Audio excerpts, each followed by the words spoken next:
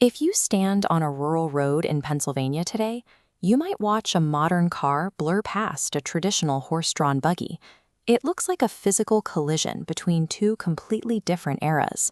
It is easy to look at that buggy and assume the Amish have simply been frozen in time, isolated from American society since the moment they arrived.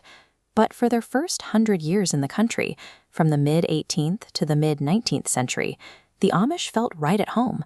Everyone around them was living a nearly identical lifestyle. They all spoke Pennsylvania German, they all farmed the land using the exact same methods, and they all drove the exact same horse-drawn Leidens. The truth is, the Amish were not ancient outsiders. The distinct society we see today is the result of a calculated choice to stop moving forward with everyone else. The shift began with the Industrial Revolution. As massive factories appeared, the sheer scale of new mechanization altered how Americans lived and worked. A sudden flood of new goods poured out of those factories. Mass-produced fads, elaborate fashions, and modern conveniences suddenly saturated the consumer market.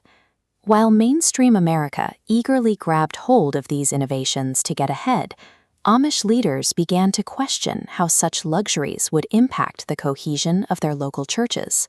They recognized that these time-saving tools and consumer luxuries carried invisible cultural costs that directly opposed their way of life. The new industrial economy drove a massive wedge between the two groups, forcing the first major split between the Amish and the trajectory of the modern world. Modern American technology is heavily optimized for the individual. It is designed to maximize personal freedom, self-achievement, and individual choice. The Amish operate on an entirely different set of values.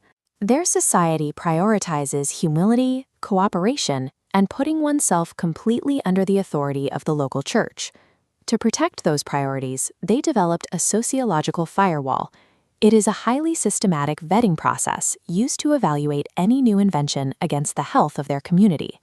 This screening process is built on a specific suspicion that every new invention brings with it a set of hidden behaviors that might slowly rewrite the rules of their society.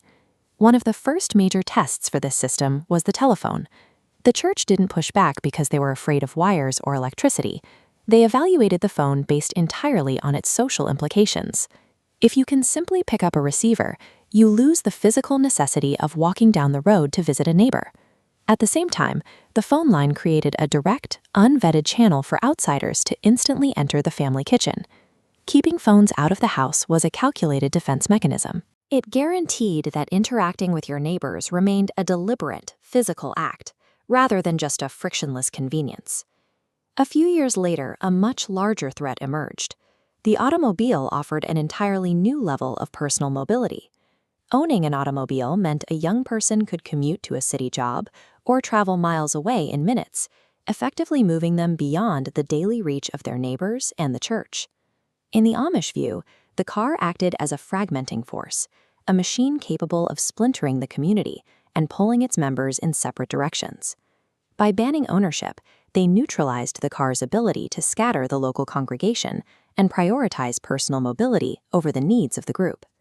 Today, the Amish do not strictly reject all technology.